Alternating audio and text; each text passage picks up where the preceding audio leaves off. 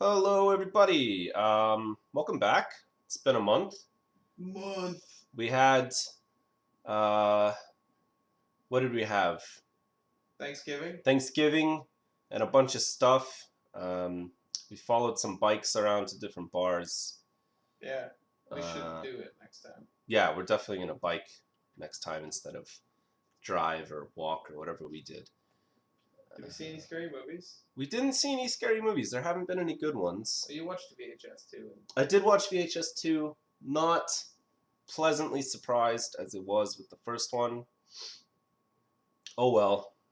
Hopefully 3 will be best or Never saw two. good or best. Best. Two's Bestpresso. best Sure. bros this good. Alright.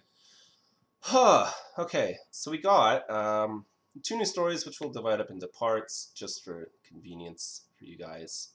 Once again, if you'd rather me not read your stories, these are all from Creepypasta. Drop me a line, let me know. My Gmail should appear on my YouTube page if it doesn't. Yeah. If it doesn't, it's brainhusky@gmail.com. And if you do want me to read your stories, also contact me because I usually pick short ones for the sake of my voice and sanity. But I have no problem reading longer ones.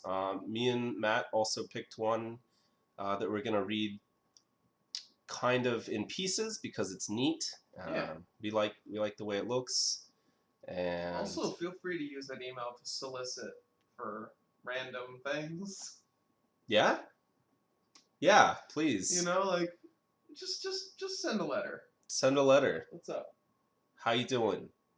Alright. And we'll maybe we'll read your shout outs if they're nice. Yeah. And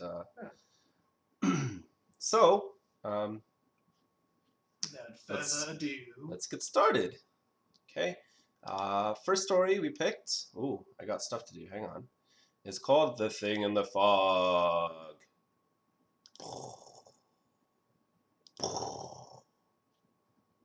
All right. San Diego is a beautiful place, don't you think? It's always weird when it opens with a question. Yeah, okay. The sweet and salty aroma of the Pacific Ocean drifting on a cool breeze as the warmth of the sun caresses your skin is a luxurious experience you can only enjoy on the California coast. However, San Diego has its share of dark dealings. The most well-known by far is the Whaley House. Wally House? Whaley. Whaley. We're not from California. Also, isn't that a horror movie, The Haunting of Whaley House? Maybe. Maybe. Very possible.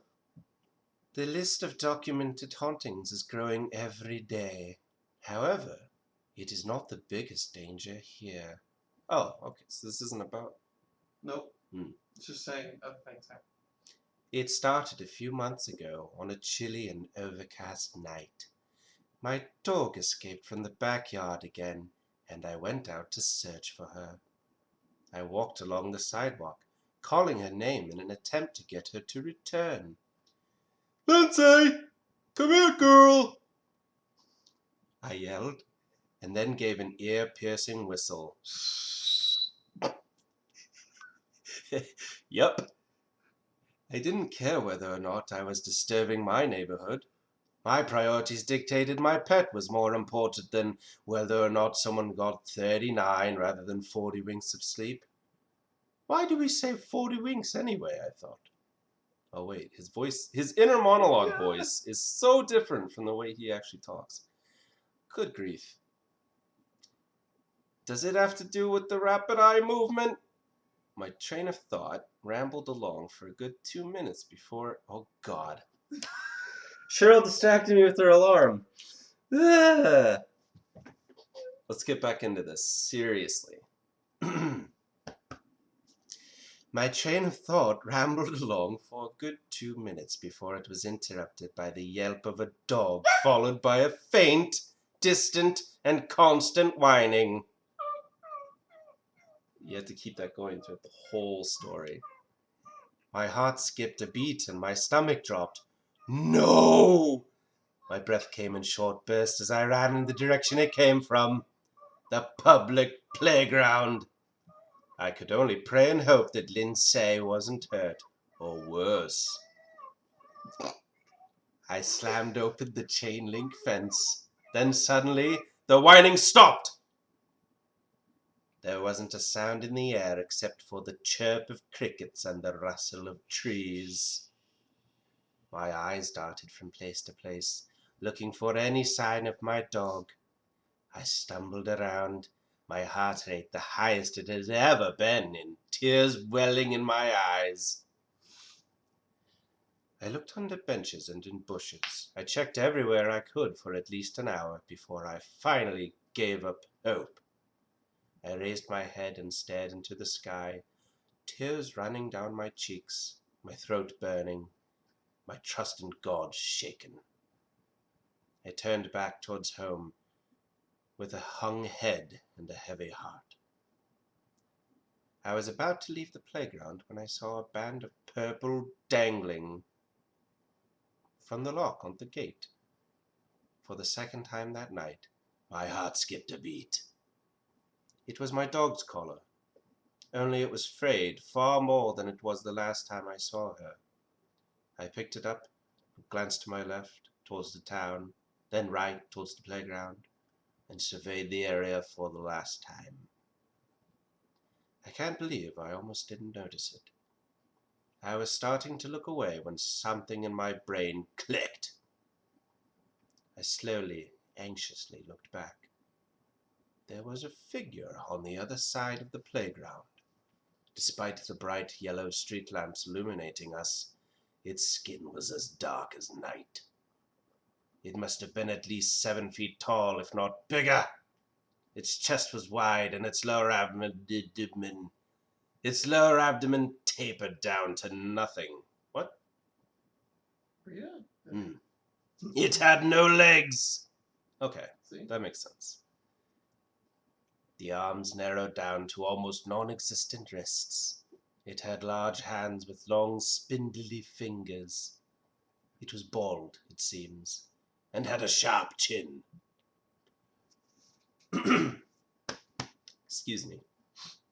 Its eyes, oh God, its eyes, were nothing more than white specks in obsidian caverns that could be called sockets.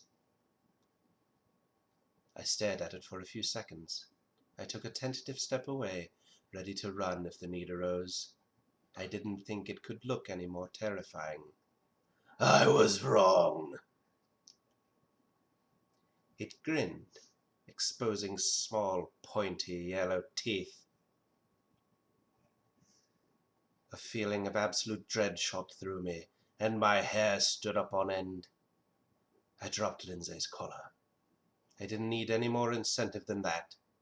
I turned and ran as fast as my legs could carry me, making sure not to look back. It seemed like ages before I finally reached my house. I burst through the door and slammed it shut behind me. I locked it, bolted upstairs to my room, and collapsed on my bed. I sobbed. I sobbed for my dog. I sobbed for me. I sobbed for anyone that encountered that thing. I sobbed until I fell asleep. I woke up the next day at around noon. I felt exhausted, absolutely exhausted.